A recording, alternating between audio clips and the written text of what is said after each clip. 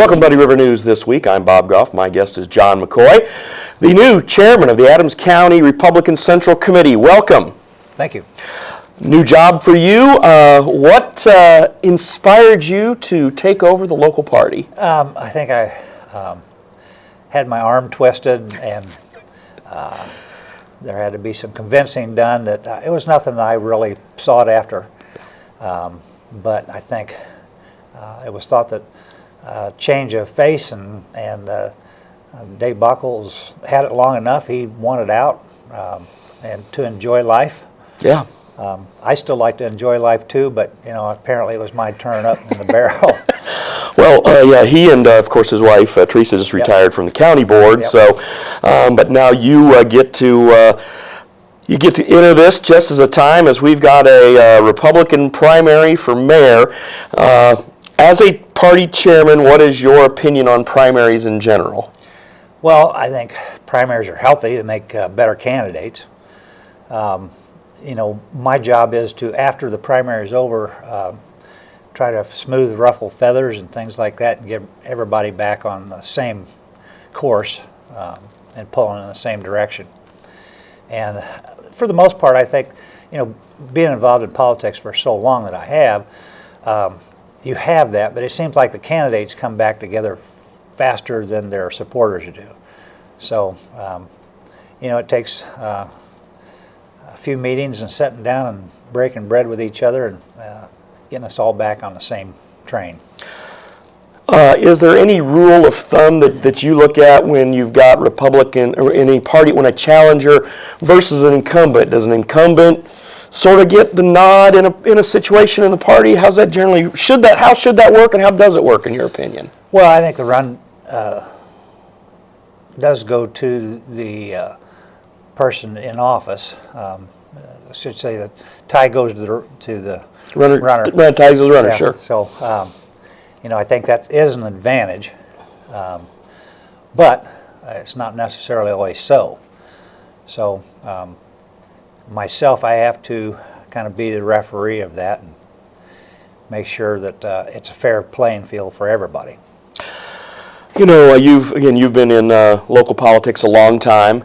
At one time, the county was, Republicans had control of the county, Democrats had control of the cities, kind of how the breakdown was, and Democrats would grab a couple of countywide offices here and there, and then the shift came right around the time of the Tea Party, right around the time when President Obama became president, and not only here but across the country, especially across the river, that this whole area turned red. What do you think led to that? I think probably the biggest thing for the Democrat side is they've went far to the left and left behind the established Democrats. I see that pretty predominant.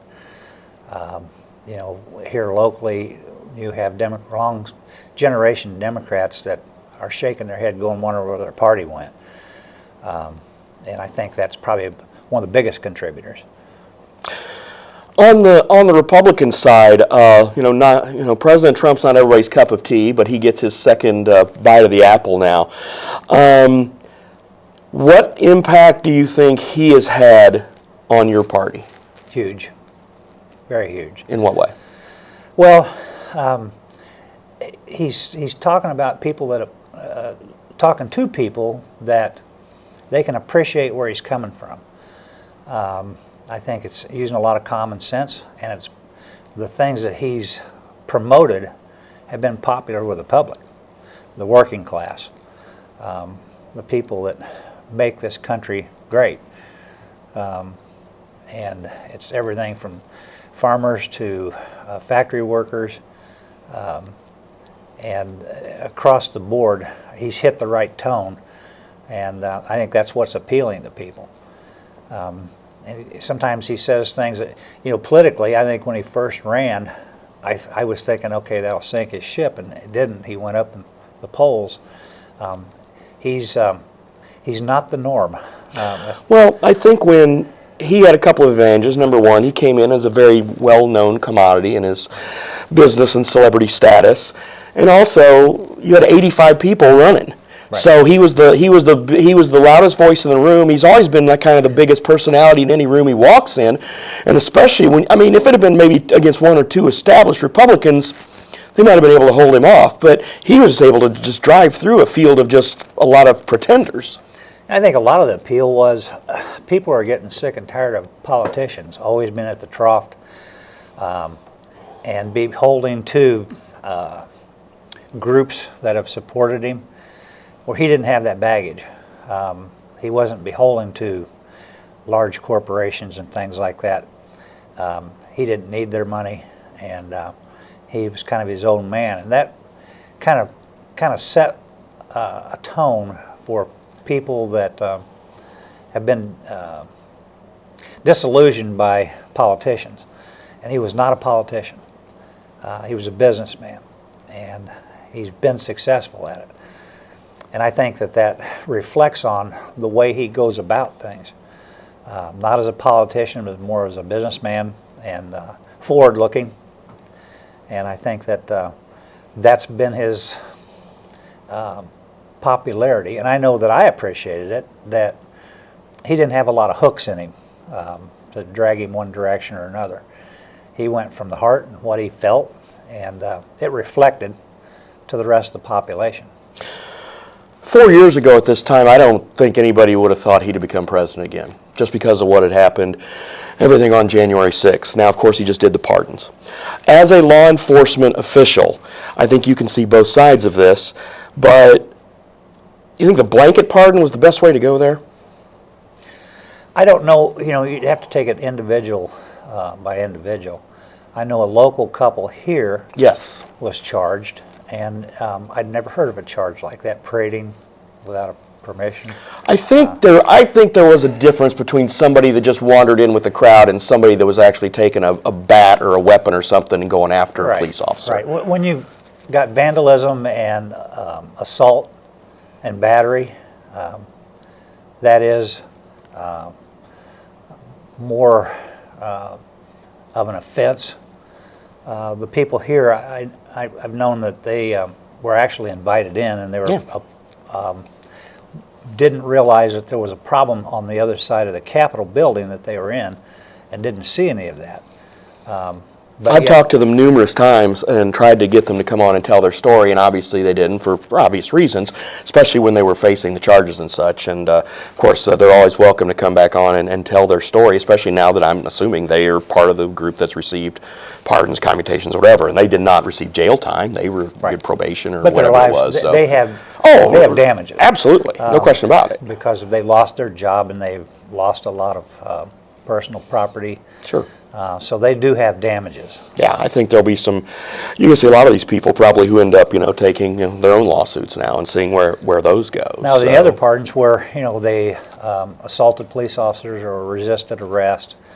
I think where Trump was coming from is they had already served enough time, and I think of that as local.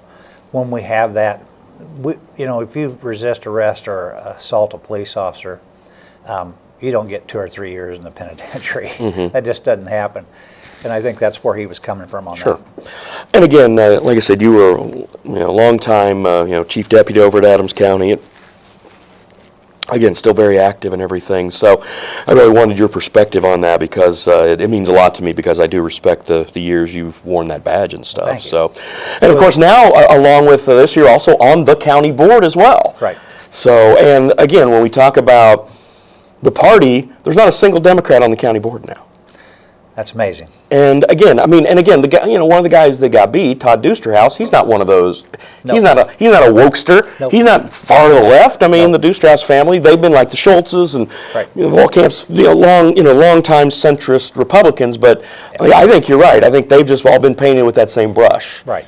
And they're not there, and I think they're all scratching their heads. The established generational Democrats are dismayed about what's happened to their party.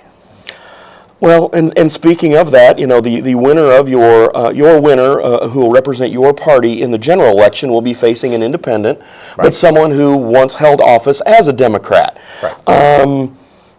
Do you look at that as she's just reading the tea leaves and saying, I don't think a Democrat can win here?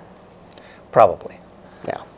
I mean, I think that's, and I respect the fact that we still have two people who are running as Democrats, in Kelly Stupavsky for treasurer and Laura Oakman for clerk, that they're still running as Democrats, I believe. Right. So, and I think we've got one Democratic office holder in the county, Lori Geschwander, correct?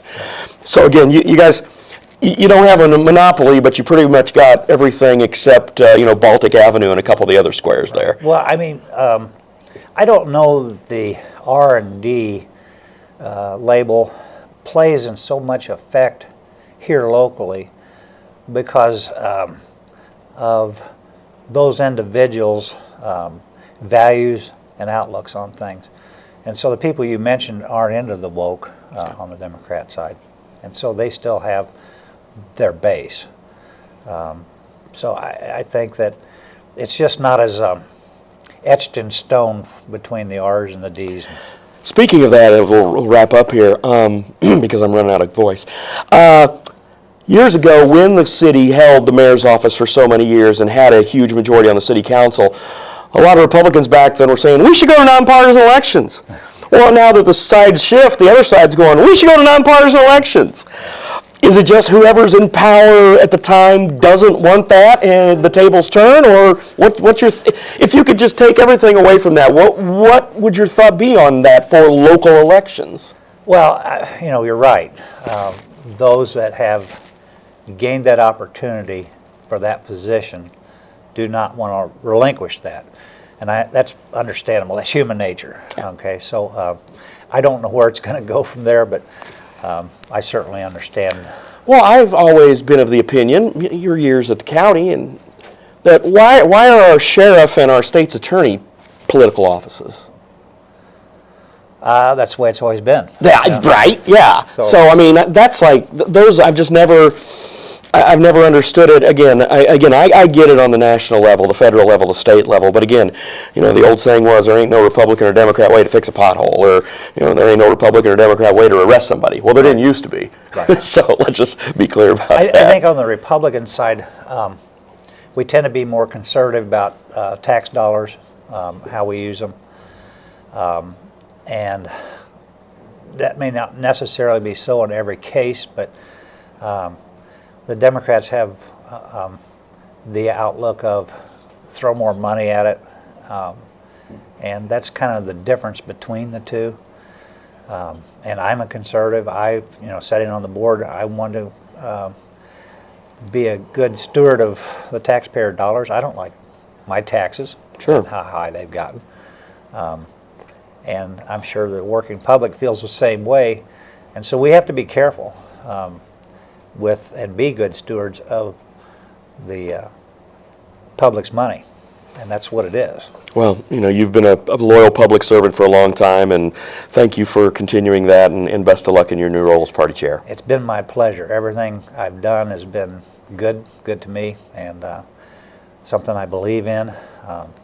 I thoroughly enjoyed serving the community in Adams County as a law enforcement officer.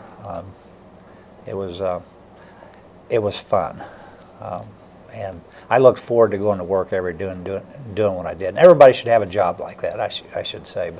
But I usually do when I can talk. I think it's great. So, John Mccoy, thanks a lot.